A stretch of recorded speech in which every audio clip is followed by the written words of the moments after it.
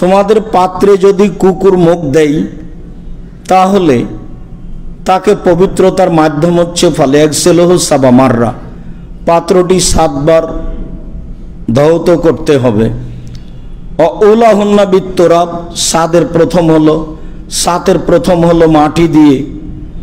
অনেক বর্ণনা এসেছে ওখরাহুন্না বিত্তরাব, অন্যথায় শেষের বারে হবে মাটি দিয়ে। সম্মানিত দিনী ভাই বোন, রহস্য মূলত আল্লাহ রাসূলই ভালো জানেন। মানুষ তল্লাশি চালালে কিছু হয়তো বা আঁচ করতে পারে।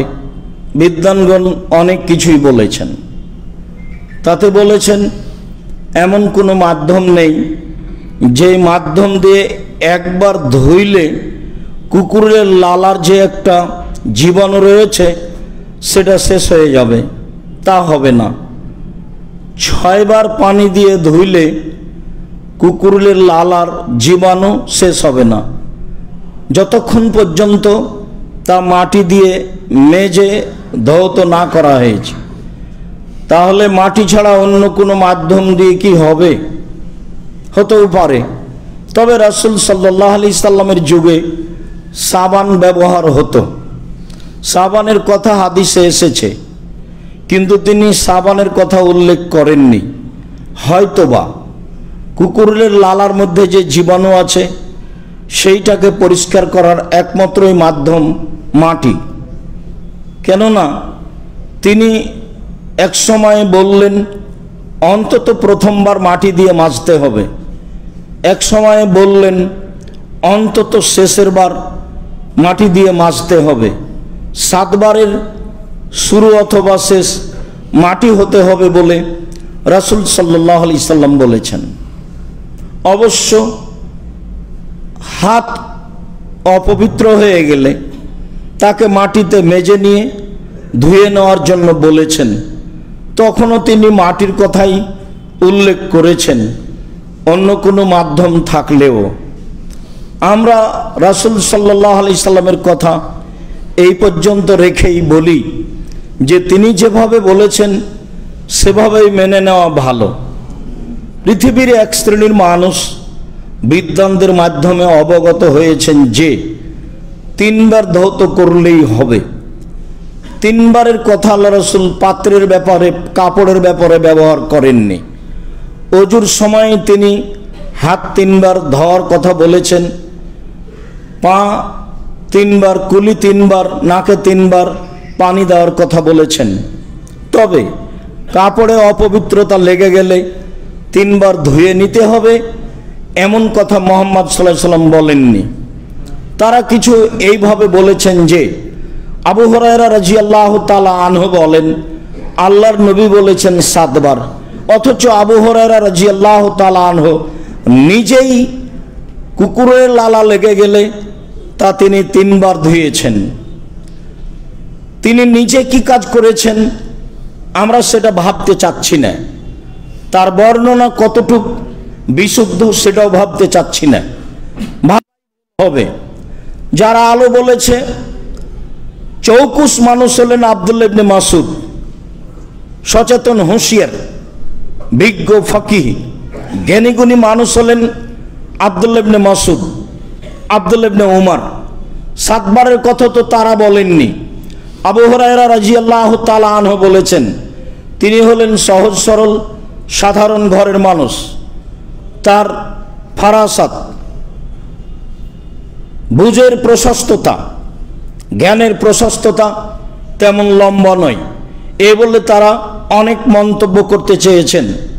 সাহাবীর ওপরে কোনো মন্তব্য করে শরীয়ত প্রযোজ্য করা আমরা কখনো বৈধ মনে করিনি। তাতে যেহেতু বুখারী মুসলিমের হাদিস, আমি বলেছি মানুষ যদি আল্লাহ রাসূলের কথা ধরা আরম্ভ করে আজ থেকে নিয়ে 20-30 হাজার বছর পরে, 5000 বছর পরে, 50,000 বছর পরে যদি রাসূল সাল্লাল্লাহু আলাইহি সাল্লামের সব কথা ধরে নেয়, সেই কথা যদি বুখারী মুসলিমের সাথে মিল না খায় তাহলে সেটা বাতিল বলে গণ্য হবে। এ কথাই ঠিক। ধাঁধা দিয়ে ধরে নিল সেটাই ঠিক, চূড়ান্ত সঠিক। যাদের কথা দিয়ে ধর্ম আজও জাতির সামনে জীবিত আছে, তাদের কথাই চূড়ান্ত হলো না। বুখারীতে যত হাদিস আছে, কোনো বর্ণনাকারী যদি বাজারে বসে চা খেয়েছেন, এরকম ভদ্রতা বিরোধী কোনো কর্ম হলে সে হাদিস তিনি গ্রহণ করেননি। এবং যতগুলো বর্ণনাকারী আছে সব একই মাপের, যার কারণে পৃথিবীর সব মানুষ মেনে নিয়েছেন বুখারী চূড়ান্ত সঠিক গ্রন্থ বলে। সেখানেই বর্ণিত হয়েছে যে আবু হুরায়রা রাদিয়াল্লাহু তাআলা আনহু বলেন, 7 বার ধোয়া ছাড়া কুকুরের লালাতে যে জীবাণু রয়েছে তা পবিত্র হবে না, এ কথাই ঠিক। তার একবার পানি দিয়ে হতে হবে, এ কথাই ঠিক। আব্দুল্লাহ ইবনে ওমর রাদিয়াল্লাহু তাআলা আনহু বলেন, কানাতিল কিলাবু তুকবেলু ওয়া তুদবেরু ফি মসজিদে রাসূলুল্লাহ সাল্লাল্লাহু আলাইহি সাল্লাম ফি জামানে রাসূলুল্লাহ সাল্লাল্লাহু আলাইহি সাল্লাম ওয়া লাম ইয়াকুনু ইয়ারশুনা ফি যালিকা শাইআন। রাসূলের যুগে কুকুর মসজিদে নববীতে এক দিক দিয়ে ঢুকতো, আরেক দিক দিয়ে বের হতো। আজ না হয় স্বর্ণের মতো করে তৈরি করা আছে মসজিদে নববী, সেদিন ছিল। বিগত একদিনে বুঝেছি যে মসজিদে নববী কেমন ছিল। তা ছিল লাউয়ের টাল জাংলা মাচানের মতো, ছাদ ছিল নিকটেই, পানি ভিতর বাহিরে যা পড়তো ভিতরে তার চেয়ে বেশি পড়তো। ওখানে এটাই বলা হয়েছে আরিশন, লতা পাতা জাতীয় তরি তরকারির মাচান জাংলা যেমন, তেমনি ছিল মসজিদে নববী।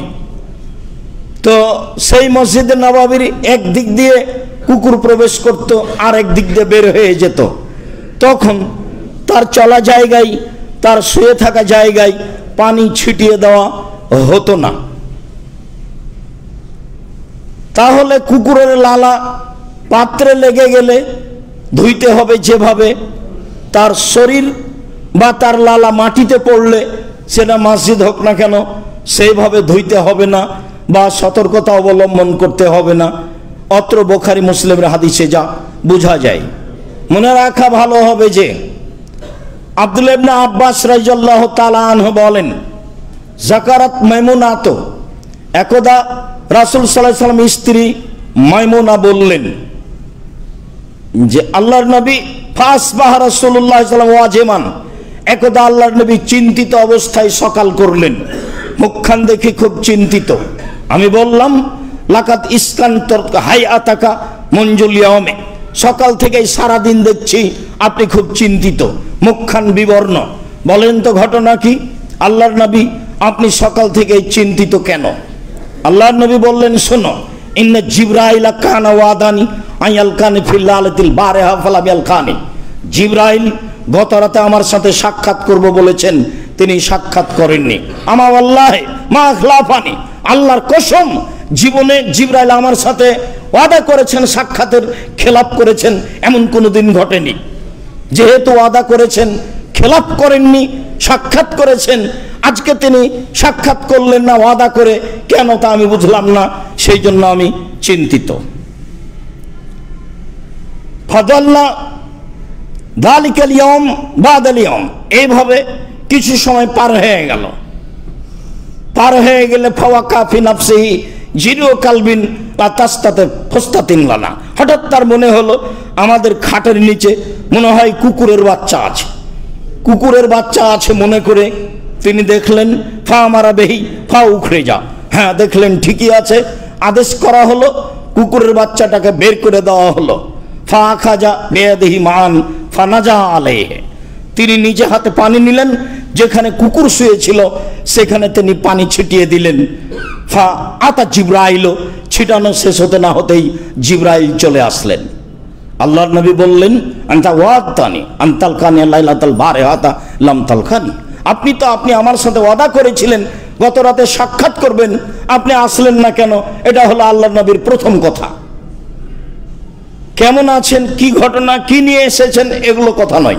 কথা হলো এই সাক্ষাতের সাথে সাথে গত রাতে আসার ওয়াদা করেছিলেন, আসেননি কেন? আগের বারে বললেন, আল্লাহর কসম, জীবনে জিবরাইল কোনদিন ওয়াদা করে খেলাপ করেননি, তাই আমি চিন্তিত। বলেন আসেননি কেন? তখন জিবরাইল বলছেন আজাল, হ্যাঁ আসেনি মানে এসেছিলাম। লাম নাদখুল বাইতান ফিহে কালবুন ওয়া তাসাবির, যেই ঘরে কুকুর এবং ছবি থাকে সেই ঘরে প্রবেশ করি না। আপনার বিছানার নিচে কুকুর ছিল, সেই জন্য ফিরে গেছি, প্রবেশ করিনি। এসেছিলাম ঠিক, ফিরে গেছিও ঠিক।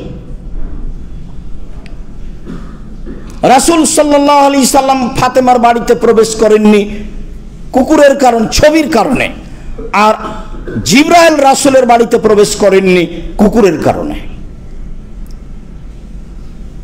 ওমর রাদিয়াল্লাহু তাআলা আনহু বিত্তশালী বড় নেতা খ্রিস্টান জনৈক ব্যক্তির বাড়িতে প্রবেশ করেননি মূর্তির কারণে। আমরা একটা আলোচনা রেখেছি ছবি ও মূর্তি, সময়ের গতিতে বিস্তারিত দেখবেন। ছবির সাথে ভালোবাসার কোনো প্রশ্নই আসে না, সেলফি এগুলো কোনো প্রশ্নই আসে না। সারা পৃথিবীর মানুষ যদি একদিকে হয়ে যায়, তবুও ছবি মূর্তির সাথে ভালোবাসার কোনো প্রশ্নই আসে না। পুতুল হোক, ছবি হোক, মূর্তি হোক, ভাস্কর্য হোক, যেটাই হোক না কেন, তার সাথে কোনো আপোষ নেই। পেপার পত্রিকা নিলেও তাকে ভিন্ন ঘরে রাখতে হবে, সব ঘরে রাখা হবে না, এ কথাই ঠিক। মূল কথাই ফিরে যায়। এখন এখানে জিবরাইল আসবেন ঘরে, তো যেখানে কুকুর ছিল সেই জায়গায় পানি ছিটাতে হলো, তাহলে জিবরাইলের বিষয়টি আরো ভিন্ন। কুকুর মসজিদে প্রবেশ করলো, তাতে পানি ছিটাতে হলো না। মসজিদে কুকুর প্রবেশ করলো, তাতে পানি ছিটাতে হলো না। ওটাও বুখারী মুসলিমের হাদিস, এটাও বুখারী মুসলিমের হাদিস। মানে ফেরেশতারা ভিন্ন পদার্থের মানুষ, ওরা ভিন্ন পদার্থের জাত। ওরা এরকম মানুষ যেটাকে গ্রহণ করতে পারে পারে না, এরকমের সাথে তাদের হিসাব নিকাশ নেই। তারা নূর দিয়ে তৈরি, মানুষ মাটি দিয়ে তৈরি, জিন আগুন দিয়ে তৈরি। সবার ভিন্ন ভিন্ন গতিবিধি, সবার ভিন্ন ভিন্ন পদার্থ। সম্মানিত দিনী ভাই বোন, কুকুরের লালার জীবাণু ভিন্ন ধরনের, এ ব্যাপারে খুব সতর্ক থাকতে হবে। তবে কুকুরে কাপড় ছুঁয়ে নিলে ওযু নষ্ট হয় না। কুকুর যদি কোনো জায়গায় বসে থাকে, তাহলে সেই জায়গা অপবিত্র হয়ে গেছে এমন বোঝা যায় না বুখারী মুসলিমের হাদিসে, কেননা সেখানে আল্লাহর নবী পানি ছিটিয়ে দিলেন না। কিন্তু যেখানে কুকুরের বাচ্চা ছিল বিছানার নিচে, সেখানে তিনি নিজে হাতে পানি ছিটালেন। অবশ্যই কোনো রহস্য কারণ রয়েছে। চলেন পরের কথাই যাই। পেশাব, পেশাব থেকে পবিত্রতা অর্জনের ব্যাপার। আবু হুরায়রা রাদিয়াল্লাহু তাআলা আনহু বলেন, কামা রাবিউন ফাবালা ফিল মসজিদে, একজন পল্লীর বেদউইন অশিক্ষিত মানুষ মসজিদে নববীতে আসলেন, এসে পেশাব করতে লাগলেন। ফাতানাওয়ালাহু আসহাবু রাসূলিল্লাহ সাল্লাল্লাহু আলাইহি সাল্লাম, তো সাহাবীগণ বলতে লাগলেন, এই কি করলে কি করলে, ছিজি কি করলে তুমি, এই পেশাব করছো কেন, এরকম কিছু কথা বলতে লাগলেন। রাসূল সাল্লাল্লাহু আলাইহি সাল্লাম বললেন, দাও হো, ওকে পেশাব করতে দাও, ছেড়ে দাও। ও হারিকু আলা বাউলিহি দালবান মিন মাইন, এক বালতি পানি নিয়ে এসে পেশাবের উপরে ঢেলে দাও। এই কথা বলার পরে আল্লাহ রাসূল যে বাক্য বললেন, সে বাক্য আমি আর আপনি কেমনে মেনে চলি? এইটুকু সাহাবী করছিলেন। তখন আল্লাহ রাসূল বললেন, শোনো, ইন্নাম বাইস্তুম মুয়াসসিরিনা, তোমাদেরকে পাঠানো হয়েছে মানুষের সাথে সহজতা করার জন্য। অলাম তুবাসু মুআসসিরিনা, তোমাদেরকে মানুষের সাথে কঠোরতা করার জন্য, মানুষ বেকায়দায় পড়ে যাবে এইরকমের জন্য তোমাদেরকে পাঠানো হয়নি। চলাতে ফিরাতে, চাকরিতে বাকরিতে, যে কোনো জীবনে, বাসে গাড়িতে, বহু জায়গায় আমি আর আপনি কঠোর হয়ে বসি। আরবিরাও খুব কঠোর দেখা যায় সময়ের গতিতে। এমনভাবে দেখেছি যে একটা মহিলা মানুষ ওই পাথরে চুমা দিবে, সেই জন্য চলে গেছে সবাকে ডিঙ্গিয়ে, তাকে একবারে ধরে বের করে দিয়েছে, তাকে চুমা দেওয়ার মতো সুযোগও দেয়নি। আবার এখান দিয়ে ঢোকা নিষেধ আছে, তো ঢুকেই গেছে, এখন আবার তাকে ধরে বের করে নিয়ে এসে বলেছে ওখান দিয়ে যাও। মানে ঢুকে গেছে, যে রাস্তা দিয়ে ঢুকতে হতো সে রাস্তা দিয়ে ঢুকে নি, সেই জন্য ধরে এখন বলে যেটা দিয়ে ঢুকতে হতো সেটা দিয়ে যাও। অথচ ওখানে চলে গেছে, চলে গেছে ওখানে, ঘুরে আবার আসতে বলছে যেখানে সেখানে, এখানে আসতে বলবে তো ভিন্ন রাস্তা দিয়ে। এখন এইটা কতটুকু সহজতা, এইটা কতটুকু কঠোরতা, সাহাবীগণ তো বললেন এই থামো থামো থামো, এরকম একটা বোঝা যাচ্ছে। তাকে কিছু বলতে লাগলেন, ছি ছি ছি, মসজিদে পেশাব করছো কেন, এরকম কিছু শব্দের ভাবে বোঝা যাচ্ছে। আরো একটা হাদিস আসছে, তখন আল্লাহ রাসূল বললেন ছাড়ো, পেশাব করতে দাও। তারপরে তিনি বললেন দেখো, তোমাদেরকে পাঠানো হয়েছে মানুষের সাথে সহজতা করার জন্য, মানুষের সাথে কঠোরতা করার জন্য নয়। কে যে কোনো জায়গাতে স্বাভাবিকভাবে একটা মানুষকে বেকায়দায় ফেলার চেষ্টা করবেন না।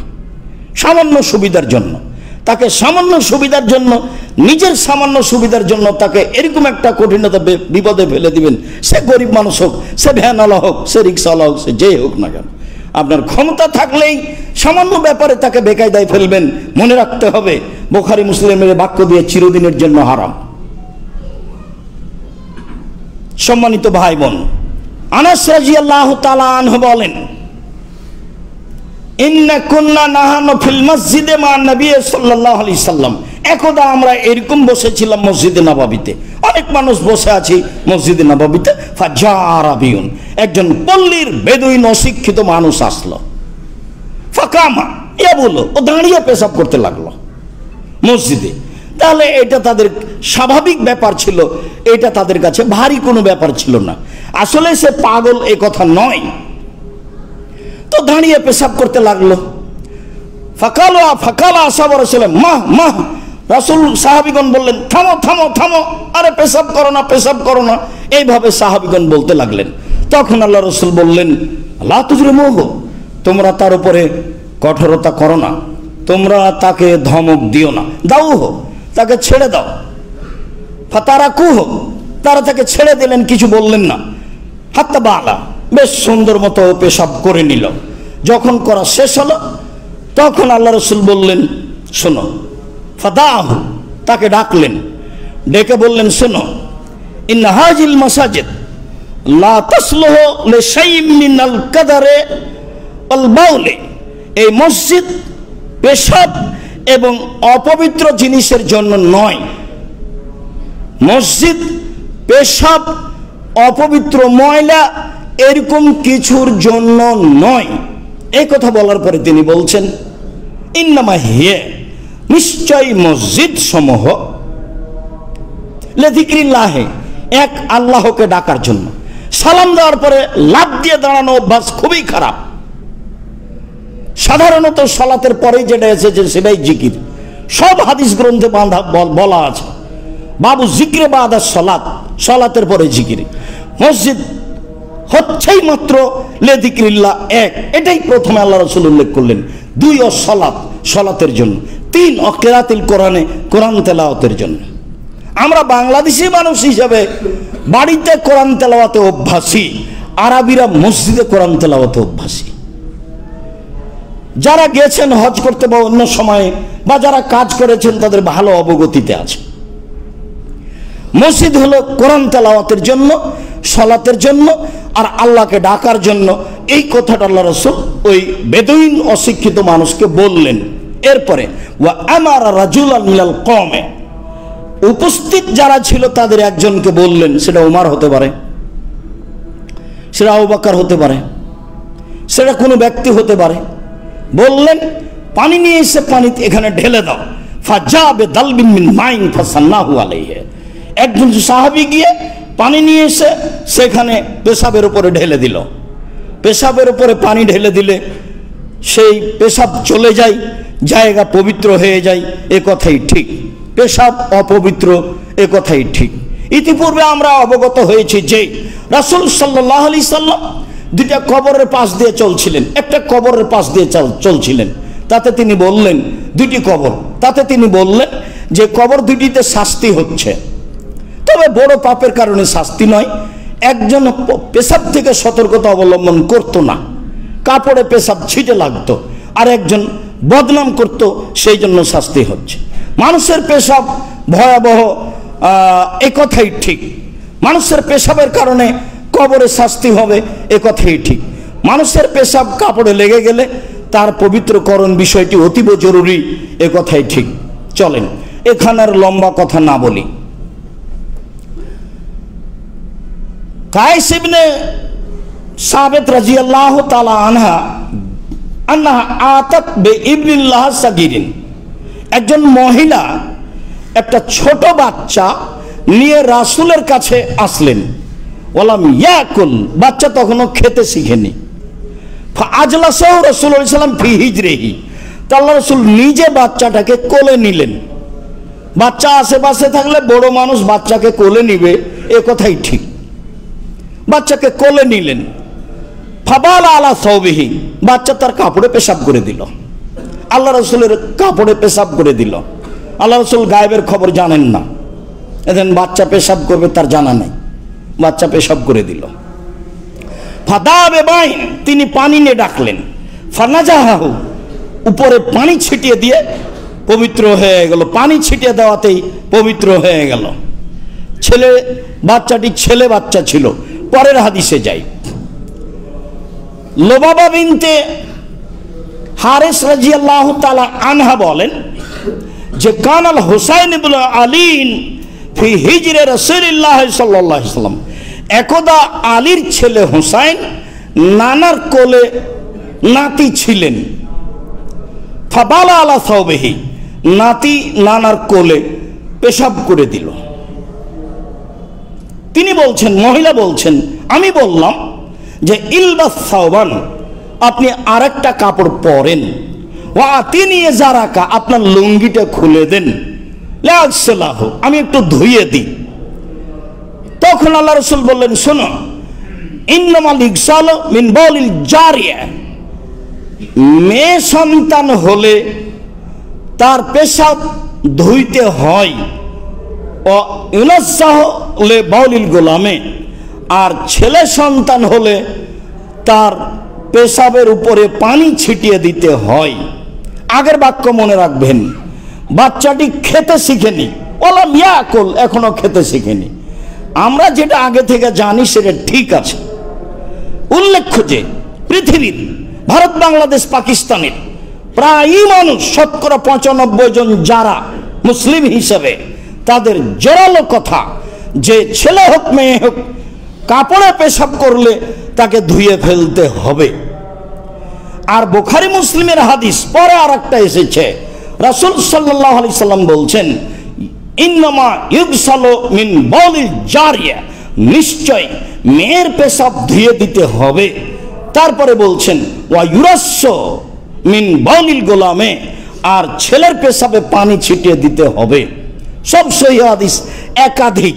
এরপরেও যেভাবে ধর্ম মানা হয়, ধর্ম মানার গতিতে ভারত, বাংলাদেশ, পাকিস্তানের শতকরা 95 জন মানুষ বিদ্বানদের মুখে যা শুনে থাকেন তা হলো এই যে ছেলে মেয়ের পেশাব সমান, উভয় ধুয়ে দিতে হবে। রাসূল সাল্লাল্লাহু আলাইহি সাল্লাম যা বলেছেন তাতে ছেলে মেয়ের পেশাব সমান নয়। খেতে শিখার পূর্ব পর্যন্ত, ছেলে সন্তান খাওয়ার পূর্ব পর্যন্ত তার পেশাবে পানি ছিটিয়ে দিতে হবে। মেয়ে সন্তান খাক আর না খাক, জন্মের পর কাপড়ে পেশাব করে দিলে সে কাপড় ধুয়ে ফেলতে হবে, এ কথাই ঠিক। এটা অত্র হাদিসের প্রথম কথা। দ্বিতীয় কথা হচ্ছে এই যে আল্লাহ রাসূলকে বললেন লুঙ্গি খুলে দেন। আব্দুল রাজ্জাক সাহেব, আপনি লুঙ্গি পরেন কেন? আসলে পড়তে ভালো লাগে এই জন্য, রাস্তাঘাটে সব দেশেই। আমি এর সাথে যে অন্য কোনো কারণে এমনটা করি না, মূলত ভালো লাগে এই জন্য। তো রাসূল সাল্লাল্লাহু আলাইহি সাল্লামকে বললেন যে আপনার লুঙ্গিটা খুলে দেন, আমি ধুয়ে দিই। হাদিস তো বুখারী মুসলিম, মানে রাসূল সাল্লাল্লাহু আলাইহি সাল্লাম লুঙ্গি পরতেন। অত্র হাদিসে আরো জরুরি কথা যে মহিলাদের কাজ এরপরে ধারাবাহিকভাবে আসবে, মহিলারাই এই কাজ করবে। আল্লাহ রাসূলকে বললেন মহিলা যে আপনার কাপড়টা দেন, এই কাপড়টা পরেন, আপনার কাপড়টা আমি ধুয়ে দিই। তাহলে স্বাভাবিক একটা সচেতন মহিলা মানুষ এরকম পর্যায়ে গেলে বা কোনো সম্মানী মানুষের এরকম ঘটলে যারা আশেপাশে আছে তাদেরকে দ্রুত সিদ্ধান্ত নিতে হবে, ভাবার সুযোগ নাই। তাড়াতাড়ি মহিলা বলছে যে আরেকটা কাপড় পরেন, আপনার লুঙ্গিটা দেন, আমি ধুয়ে দিই। এটা হলো মহিলাদের কাজের অন্তর্ভুক্ত। মহিলা বাড়ির মানুষ, বাড়ি সামলাবে, ছেলে মেয়ে সামলাবে, স্বামী সেবা করবে, হাটে বাজারে যাবে, চাকরি বাকরি করবে, এই জন্য তাকে সৃষ্টি করা হয়নি। যখনই মহিলারা মাঠে যাবে, অধিকার চাইবে, না বুঝেই, ও তো পড়াশোনা জানে না, অধিকার তার হলে হয়ে গেল। অধিকার যে কি? অধিকার মানে যে না অন্যায় অবিচার এসবগুলো অধিকারের না। এটা হলো যেটা তার কাজ, সেখানে থাকলে সে সম্মান সহকারে বসবাস করতে পারবে। সম অধিকার নয়, মর্যাদা চাই। যাওয়ার সময় একটা বই দেখবেন, বইয়ের নাম সম অধিকার নয়, মর্যাদা চাই। আসলে সম অধিকার কেন চাইব? আমাদের যেটা মান সম্মান আল্লাহ দিয়েছেন, যেটা রাসূল সাল্লাল্লাহু আলাইহি ওয়াসাল্লাম দিয়েছেন, সেটা আমাদের প্রয়োজন। বুঝে আমল করার চেষ্টা করি। সম্মানিত ভাই বোন, আল্লাহুম্মা সাল্লি আলাইহি, আল্লাহুম্মা বারিক আলাইহি।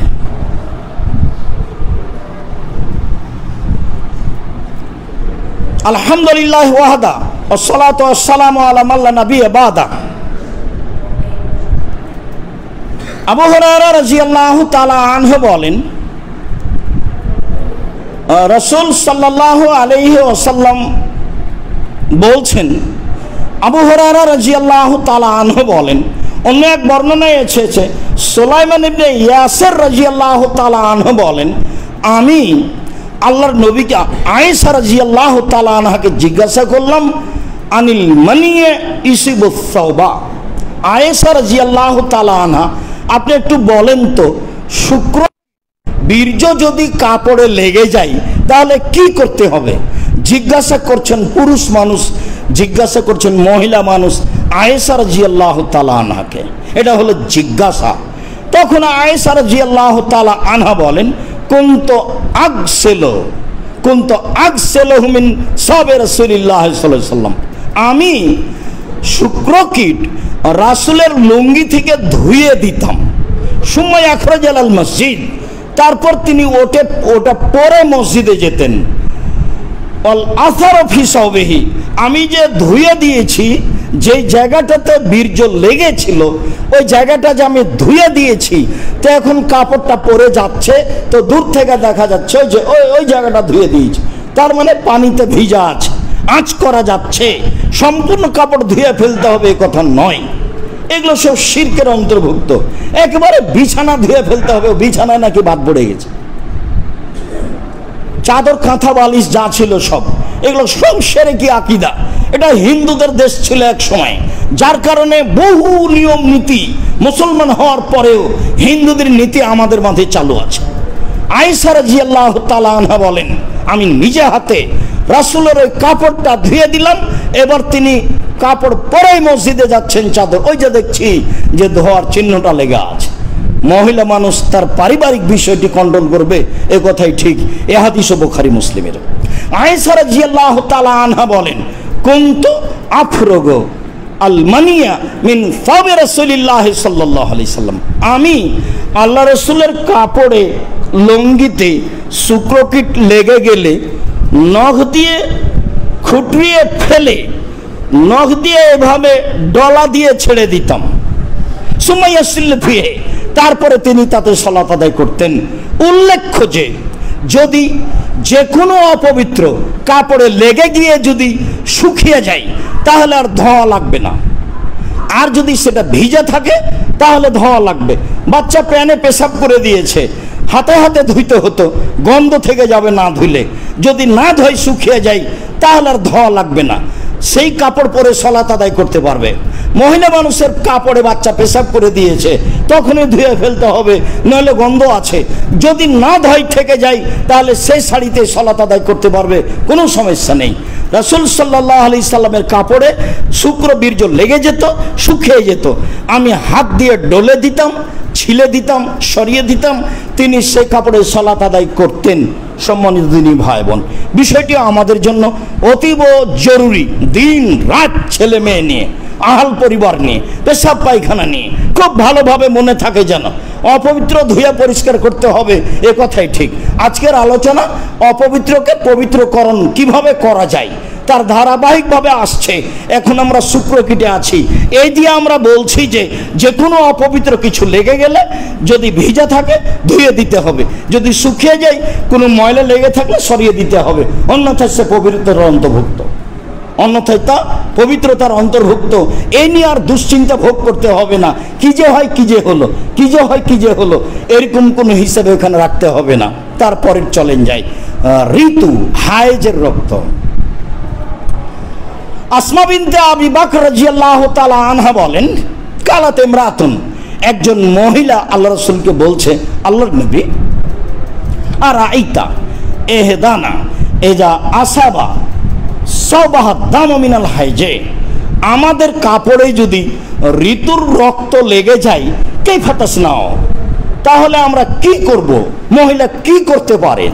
আমাদের কাপড়ে যদি ঋতুর রক্ত লেগে যায় তাহলে আমরা কি করতে পারি, আমরা কি করব? তখন রাসূল সাল্লাল্লাহু আলাইহি ওয়াসাল্লাম বলছেন, ইদা আসাবা সাবা ইহদা কুন্না আল দাম মিনাল হাইজে, তোমাদের কাপড়ে যদি কারো ঋতুর রক্ত লেগে যায়, তোমাদের কাপড়ে যদি কারো ঋতুর রক্ত লেগে যায়, ফাল তাকরেসহু, সেজন্য নখ দিয়ে খুঁটে খুঁটে তা সরিয়ে দেয়, সুম্মাল তানজেহু, তারপরে পানি তারপরে ছিটিয়ে দেয়, সুম্মাল তুসাল্লি ফিহে, তারপরে সেই কাপড়েই সলাত আদায় করবে।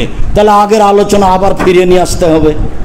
যদি ঋতুর রক্ত লেগে থাকে, কাঁচা হয়ে থাকে, শুকিয়ে না যায়, ভিজা দেখা যায়, তাহলে তা ধুইতে হবে।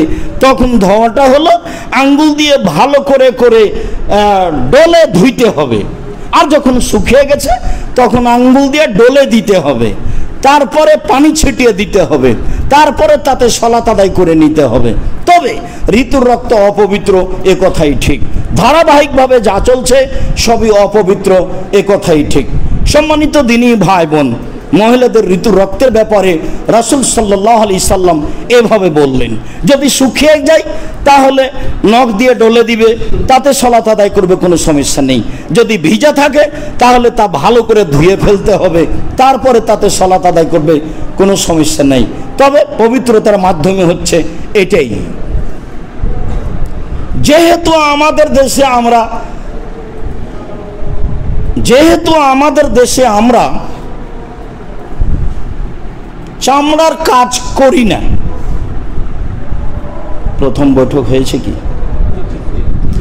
যেহেতু আমরা চামড়ার কাজ করি না, কাজে এটা বুঝি না।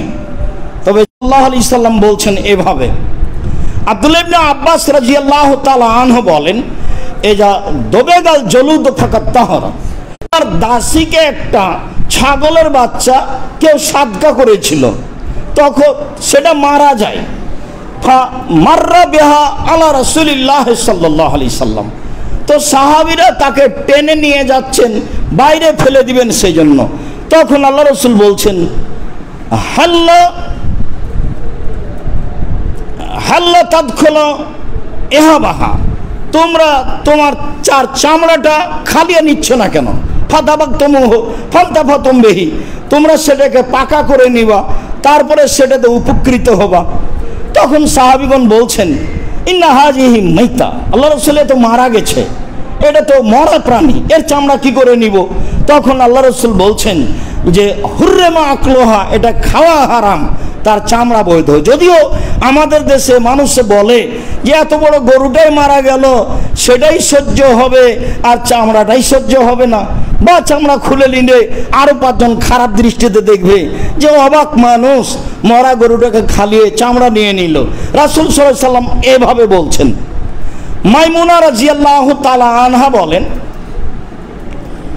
মারা রিজালুন মিন কুরাইশিন, কুরাইশের কিছু লোক রাসূলের সামনে দিয়ে যাচ্ছিলেন, এজুরু সাআতান কাল হেমারে, ওরা একটা ছাগল টেনে নিয়ে যাচ্ছিল, গাধা মারা গেলে যেভাবে টেনে নিয়ে যায়, তা আল্লাহ রাসূলের সামনে দিয়ে টেনে নিয়ে যাচ্ছে। তো আল্লাহ রাসূল বলছেন যে কি ব্যাপার, তোমরা এভাবে টেনে নিয়ে যাচ্ছ কেন? তোমরা ওর চামড়া খালিয়ে নাও, তা দিয়ে তোমরা উপকৃত হবে। তখন সাহাবীগণ বলছেন, এ মারা গেছে। তখন রাসূল সাল্লাল্লাহু আলাইহি সাল্লাম বলছেন, ইউতাহিরু আল মাউ আল কারাদু, পানি এবং সালাম নামক গাছের পাতা, সল নামক গাছের পাতা, পানি এবং সল নামক গাছের পাতা দিয়ে একে পবিত্র করা যাবে, কোনো সমস্যা নেই। রাসূল সাল্লাল্লাহু আলাইহি সাল্লামের স্ত্রী সাউদা রাদিয়াল্লাহু তাআলা আনহা বলেন, কানাত লানা শাতুন, আমাদের একটা ছাগল ছিল, ফামাতাত, সাউদা বলছেন আল্লাহ রাসূলের স্ত্রী, আমাদের একটা ছাগল ছিল, ছাগলটি মারা গেল, ফাদাবাগনা মাসকাহা, আমরা তার চামড়াটা পাকা করলাম। মানে মহিলা মানুষ নিজে বলছে, আমরা তার চামড়াটা পাকা করলাম। আমাদের দেশে কাজ মহিলারা তো বহুদূরের কথা, পুরুষই করে না। সাউদা রাদিয়াল্লাহু তাআলা আনহা বলে, এটা আমরা পাকা করলাম, পাকা করার পরে মা জিলনা নানবেজু ফিহা তাশরাশান্নান, এতে আমরা খেজুর ভিজাতে লাগলাম। তাহলে চামড়া পাকা হয়ে গেলে তাতে পানি থাকলে কোনো সমস্যা নেই, সমস্যা নেই, কোথায় ঠিক। তাতে আমরা খেজুর ভিজাতে লাগলাম, পানি দিয়ে খেজুর ভিজে রাখি, রাখতে রাখতে রাখতে সান্নান, এটা কালো হয়ে গেল, বেশ মজবুত হয়ে গেল, চলছে কতদিন থেকে আছে। মাইমুনা রাদিয়াল্লাহু তাআলা আনহা বলেন, রাসূল সাল্লাল্লাহু আলাইহি সাল্লাম জা মিন গাজওয়াতে তাবুকা ইলা আহলি বাইতিন, তাবুকের যুদ্ধে গিয়ে, যুদ্ধ শেষে একটা অমুসলিম বাড়িতে গেলেন, একটা অমুসলিম বাড়িতে গিয়ে ফায়জা, হঠাৎ দেখলেন যে সন্নুন মুআল্লাকাতুন, একটা মশক পানি ভর্তি ঝুলন্ত আছে। ফাসাল আল মা, দেখে তিনি পানি চাইলেন, ওরা কিন্তু অমুসলিম। আল্লাহ রাসূল দেখে পানি চাইলেন, তারা বলল, আল্লাহ রাসূল এ তো মরা প্রাণী, মরা প্রাণী দিয়ে এটা বানানো আছে। তখন আল্লাহ রাসূল বললেন, এ দাও ধোবেগা ফাকাত তাহরা, যখন তাকে পাকা করা হয় তখন তা পবিত্র হয়ে যায়। তাহলে চামড়া যদি পাকা করা হয় সেটা পবিত্র হয়ে যায়, তখন তাতে অপবিত্রতার আর কিছু থাকে না। চলেন এবার জুতা স্যান্ডেলে যদি পেশাব পায়খানা ময়লা কিছু লেগে যায় তাহলে কি হবে? আবু হুরায়রা রাদিয়াল্লাহু তাআলা আনহু বলেন যে রাসূল সাল্লাল্লাহু আলাইহি সাল্লামের যুগে ওয়াতিনা আলাল আদা, রাসূলের যুগে আমাদের জুতা স্যান্ডেলে ময়লা লাগতো, পেশাব পায়খানা লাগতো। আল্লাহ রাসূল বলছেন, ইন্না তুরাবা ইতাহিরুল্লাহ, নিশ্চয় পানি মাটি তাকে পবিত্র করে দিবে। আমার জুতাতে যে ময়লা লেগেছে, আমি যখন হাঁটতে থাকবো তখন পবিত্র মাটির ওপর দিয়ে হাঁটলে এই অপবিত্র জুতা থেকে সরে যাবে। এই কথা মুহাম্মদ সাল্লাল্লাহু আলাইহি সাল্লাম বলেন। তাহলে পানি দিয়েও পবিত্রতা অর্জন করা যায়, মাটি দিয়েও পবিত্রতা অর্জন করা যায়। এই যে এ হাদিসে স্পষ্ট বোঝা যায় জুতা স্যান্ডেল অপবিত্র হয়। তা আমি যে কোনো পদ্ধতিতে পবিত্র করতে পারি, তবে জুতা স্যান্ডেল পায়ে দিয়ে চললে তাতে কোনো সমস্যা নেই, সেটা পবিত্র হয়ে যায়। আবু হুরায়রা রাদিয়াল্লাহু তাআলা আনহু বলেন, মুসাল্লিমা রাসূলুল্লাহ সাল্লাল্লাহু আলাইহি সাল্লাম আলা নাতাওয়াদ্দা বিল মাউতে, আমরা জুতা স্যান্ডেল পরে পায়ে হাঁটার পরে সেই জুতা স্যান্ডেল পরেই সালাত আদায় করেছি, ওযু করিনি। আমরা জুতা স্যান্ডেল পরে সেই জুতা স্যান্ডেল পায়ে দিয়ে হেঁটেছি, হেঁটে সেই জুতা স্যান্ডেল পরেই সালাত আদায় করেছি, আমরা আর ওযু করিনি। হ্যাঁ, জুতা স্যান্ডেলও অপবিত্রতা থাকে। ওই যে বুখারী মুসলিমের হাদিসে আল্লাহ রাসূল সালাত চলাকালীন পায়ের জুতা খুলে দিলেন, তো সাহাবীগণ খুলে দিলেন। তো সালাতের পরে আল্লাহ রাসূল বলছেন, কি ব্যাপার তোমরা জুতা খুললে কেন? বলে, আপনাকে খুলতে দেখেছি সেই জন্য। তারা কত অনুসারী ছিল, সালাতে বলাই লাগেনি, দেখেই খুলেছেন। রাসূল সাল্লাল্লাহু আলাইহি সাল্লাম 23 বছরে ইমামতি করেছেন, 23 বছরে কোনো একক্ত সালাত মুসাল্লির দিকে মুখ না করে কাতার সোজা করুন, পায়ে পা মিলিয়ে দাঁড়ান, প্রাচীরের মতো হয়ে দাঁড়ান, ফাঁকা বন্ধ করেন, এই কথা না বলে কোনোদিন সালাত শুরু করেননি, কিয়ামত পর্যন্ত সময় থাকলো। দেশের পাশের দেশের শতকরা 95, 98, 99 জন ইমাম একামত চলছে, ওই দিকেই মুখ করে আছে। আর যদি পাগড়ি থাকে তাহলে ময়লা পাগড়ি পেঁচানো চলছে।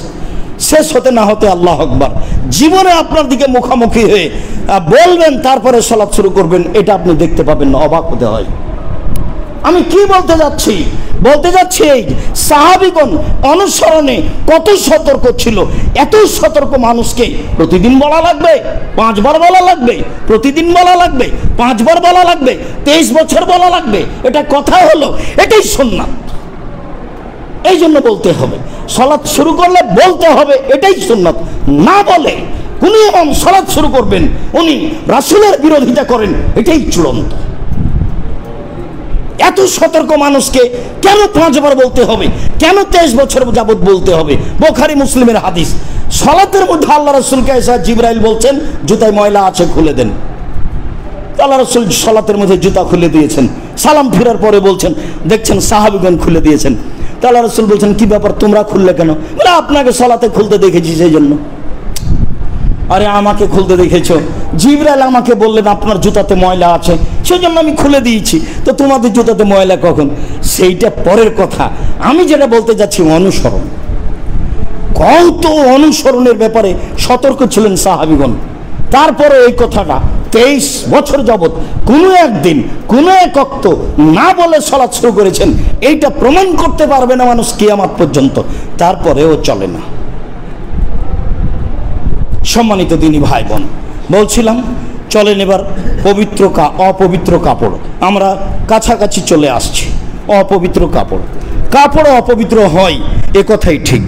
ঋতুর কারণে হোক, শুক্রকের বীজের কারণে হোক, পেশাবের কারণে হোক, পায়খানার কারণে হোক, বাচ্চার ছেলের কারণে হোক, ময়লা মাটি অপবিত্র মাটির কারণে হোক, হয় এ কথাই ঠিক।